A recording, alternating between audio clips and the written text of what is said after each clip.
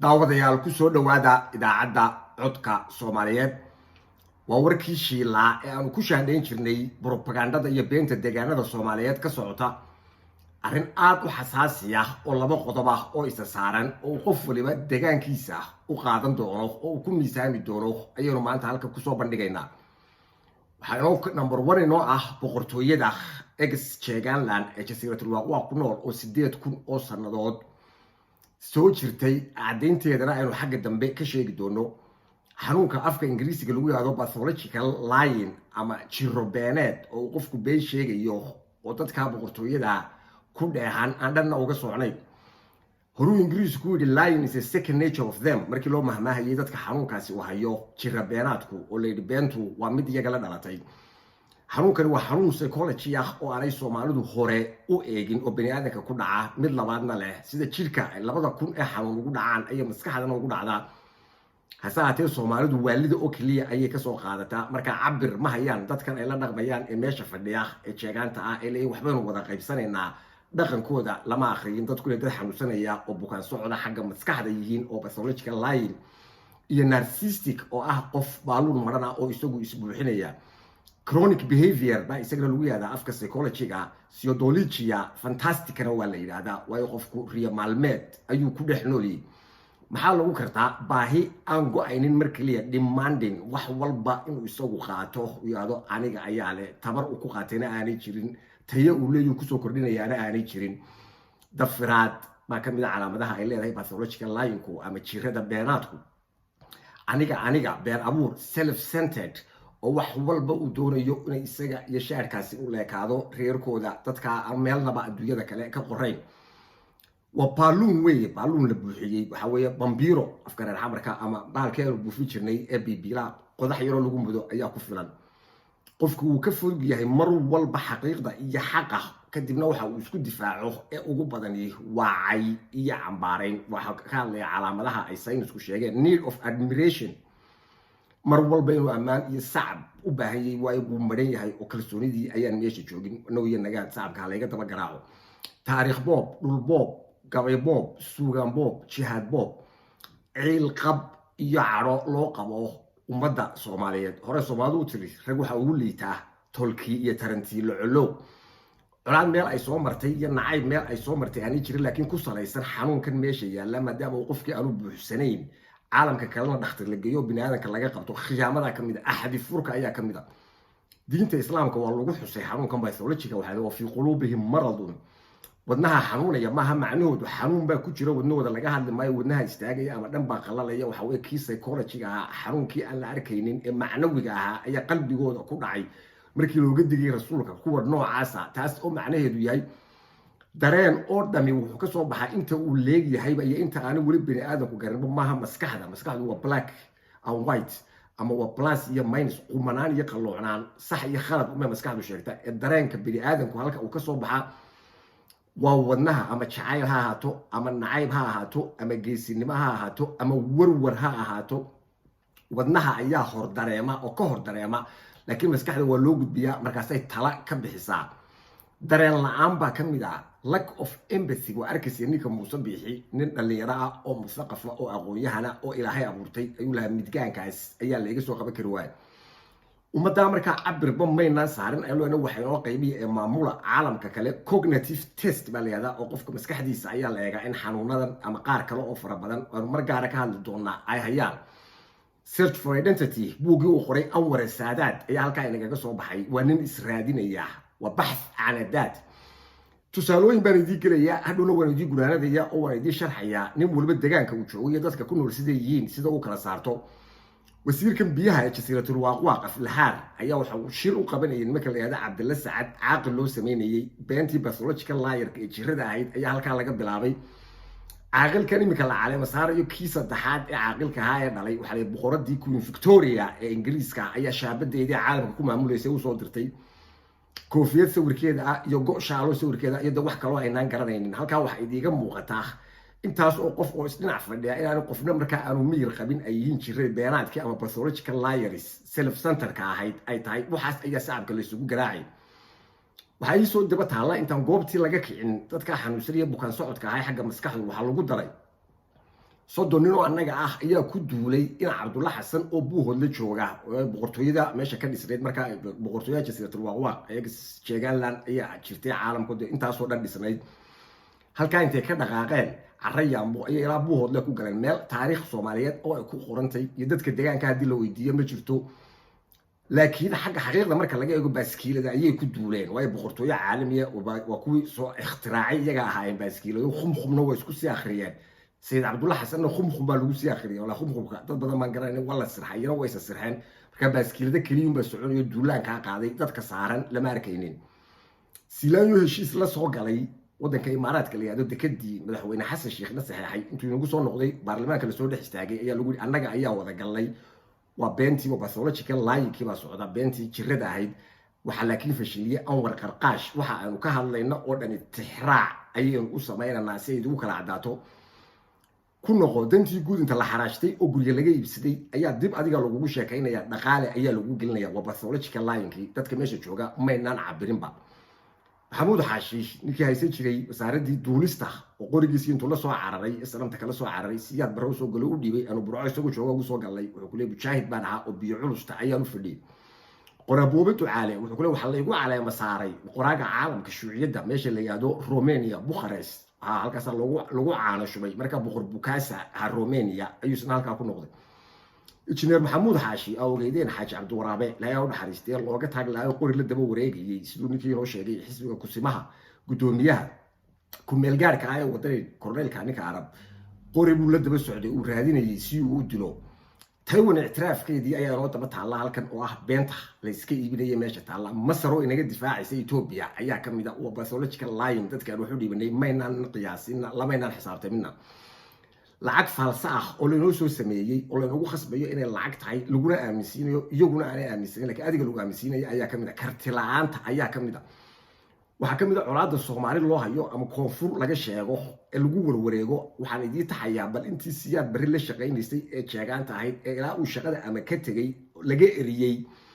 ama uu siyaad baranacay dhinac fadhiday iyo magacyada imika loo yaqaano iyo waxa idinka gaarka ah dhalinyarada la hadlaya loogu sheekeeyo ninkii aqoonyahanka ahaa loo jeedo Malala ee oromada ahaa ayaa Malik Sanaawi ku yiri dimuqraadiyad baan Itoobiya ka hirgeliyay dimuqraadiyadu aday ku dharar leegtay buu aad iga sheekeynaysa koonfurta lagu dhadhabayo ee marka ay miino ku qaraxdo ummadda Soomaaliyeed ee aragteen ee liidata ee Muqdisho fadhida dabaaldeg ayaa loo dhigayaa xanuunka ka mid ah narcissistic waxa qof madan oo isku buuxinaya dhiigga walaalidii nacabna dirkiisa iyo isirkiisa halkan idii galo koonfurta wixii ka jira laxwas oo jeegaanta ahaa golaha sare ee kacaanka siyaad bare meesha la iqlaabay ayuu kamid ahaa ina xaaji ibraahim cigal markuu jeelka ka soo baxay rugtii ganacsigu uu qabtay safiirna wuu noqday ilaa laxadadii u dambeysay daqiiqadii u dambeysay uu siyaad bare ka baxayna shaqaalo u ahaa oo xamar ayuu la fadhiyay waa mujaahid baa lagu yiri cumar arti qaalib 5 saacadood ka hor buu siyaad bare ku magacaabay meesha la yiraahdo Muqdisho ra'iisul wasaare hadallada dhaxalgalka ay ka tagana waxay abo madaxweyne wala aqbalayaa noo sii ducee maalintuu soo tagayna musabix wuxuu ugu lahaa mujaahidiintii SNM samaysay ayuu ahaa waa pathological lyingkii beentii lagu dhashay ayaa meesha ka socota ina hawadna madar ra'iisul wasaarihii buu ahaa markii Hargeysa ay gubanaysay dagaalka sokeeye uu ka socday lahaa kubad baa lagu ciyaarayaa siyaad bare la shaqeynayay laakiin maanta waa mujaahid silaayo mujaahidka ah ee carray markii waddanka la soo galay oo carray Ingiriiska maalinta siyaad bare wasiir buu ahaa ilaa shaqadii laga yeeriyay Salebaan gaal wasiir ku xigeen buu ahaa ilaa shaqadii laga yeeriyay oo xaggan loo soo carray oo idinka ummadda kale la dagaal galiyay lama dagaalami kareen Gahayr wasiir buu ahaa ilaa laga yeeriyay waxaan tani waa wada nimankii odayaasha ahaa ee xanuunka hayay ina xawadna maro walaalkii iskaashatooyinka batroolka ayuu hayay oo taangiyadii meesha garaacay oo ragii shidaalka ku soo shubayay ee laha noolow siyaado boobe ciidankii gurwadayaasha ummadda ayuu ahaa ilaa laga eriyay oo soo carray halkan idugu soo galay ina cali abukar golihii sare ayuu ahaa aakhir laxdana halkaas ay wada fadhiyeen maxamed siyaad bare ibraahim meegaa kadalik wasiir buu ahaa aakhir laxda ilaa kursigiisii waayay axmed xasan muuse golihii sare ee la inqilaabay meesha ayuu ahaa awke oo wariyihii ahaa 30 sanadood marxuumka siyaad bare la shaqeynayay markuu soo degay waxa la idigu yiri waa mujaahid marka meesha waxa ka socdo oo dhan dhalinyaro ayaa ah pathological liar kuwa la waxbaan la tartamaynaa mana akhriin mana eegin mana garanayaan iyagana kasii maqaam liita dadka in la baaro oo dadka laga fadhiisiyo ummadana laga qabtay deegaano badan oo kale oo Soomaaliyeedna qaar la nooca ayaa ku nool oo dadka aan la hadlayo badban dadka wax uga tagayay ayaa garanaya oo halka gashanaya faylka ay ku jiraan dhalinyaroy waxa weeye sheekadana aynu wadno dadku way la yaabayaan laakiin waxa meesha ka socda ayay inoo cadeynaysaa anima kala soo guraanado oo aan ka hadlo guulaha ay gaadhay boqortooyada Jasiiratul Waaqwaaq sideed kun sanadood jirtay inagoo tixraac wax walba u sameynayna waxaa ka mid ah barnaamijkii la oran jiray Israac Soomaalida inuu god soo deey jiray Nabi Aadan wuxuu ku dhashay buu yiri qoyta meesha la yiraahdo isaga ayay markaa ka doonaynaa bal Nabi Aadan hooyadii aabihiina kuwa ay ahaayeen waxa weeye waa pathological lying-kii la yiri ummadda hal la jeedsiiyo dad xanuunsanaya ayaa inagu socda ina Cabdulla Xasan baaskiilada lagu weeraray inta la khumkhumiyay jeegaantu ku weerartay halka buu hodla ku gashay 1602 ay noqonaysaa qiyaastii teknolojiyada ugu weyn ee caalamka maanta ka jirta sida dimuqraasiga iyaga dadka baray intaanay soo bixin philosophy Greek iyo Romanku iyaga ayaa taa baray sida xasiida loo cuno ayaa kamid ah cagaagnaanta ayaa kamid ah waxa kale oo arrimahooda kamid ah ninkii la oran jiray Einstein lama oran jirin bari waxa la oran jiray Abraar jaamacadii ugu weyneed ee waqtiga caalamka ka dhisnayd 6,000 oo sano ka hor Ballidig University ayuu ka baxay labadaas ayaa iska dhalay oo soo abtay ahaa arayaan bara uu ku sii aqalgalay markaas uu Germany aaday uu iska bedelay Einstein isu bixiyay oo Abraar ahaa waa ninkii nuclear ka soo saaray boqortooyada Jasiiratul Waaqwaaq cilmiyada ay soo kordhisay ayaan ogeyn waxa kamid ah nuclear-ka caalamka inay iyagu keeneen jaamacadaha ugu waaweyn waqtigan ah barnaamijkaas ay ka socotay Israaca ay iyagu caalamku halka soo eegi jireen oo la isugu iman jiray boqortooyadii Fircoon ayaa markab dhulka maraya oo leeg Hargeysa barkeed u soo dirtay dhulka u soo maray oo halka yimi meesha la yiraahdo Jiingada 300 oo kun oo sano ka hor ayaa laga hadlay marka intiina badan meedan jirin meel ay ku qorantayna ma jirto madxafka imika la dhisay ee Hargeysa ayaa la dhigi doonaa waa buugta ay boobe iyo ninka la yiraahdo Afbar Waaqa iyo ay qoraan boqortooyadani Genghis Khan ninkii la oran jiray ayay ka horeysay Calcutta ilaa iyo Dar es Salaam waqtiga markii caalamka oo dhan ay ka carareen maca dawlad islaamiya ay ninkaasi jiray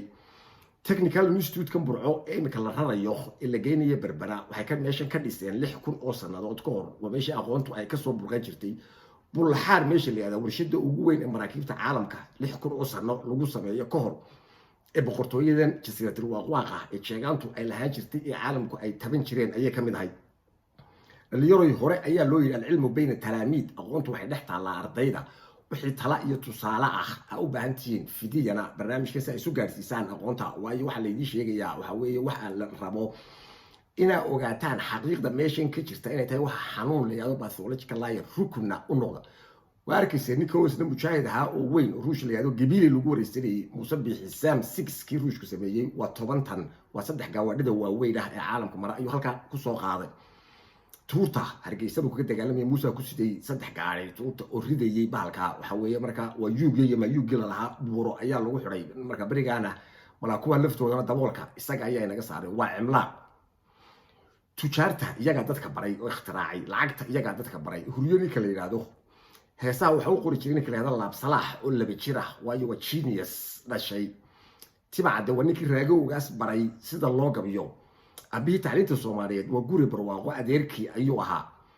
ninkii Arabi aadan cadde korneelka birjeex muu soo gelin waxa soo galay nin loo oran jiray Afsakaaro oo ilaa imika nool oo boqortooyada ku abtirsada 6 Morgan Tani ayaa gacan ka jabiyay maalinta meesha la soo galay dadka meesha jooga kalena way carareen gaanina Cabdullaahi Khasaare ayaa quraarad madaxa Coca-Cola kaga ruftay wayna duuban tahay waa arki kartaa hadaa u baahan tihiin isagu laftiisu ka hadlaya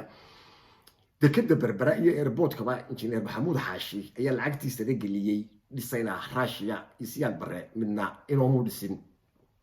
Shakespeare ninka la yiraahdo afka Ingiriisiga waxa baray nimanka odayaasha ah ee meesha jooga boqortooyadoodii waayo waa ogeedeen oo boqorada Ingiriiska ina carte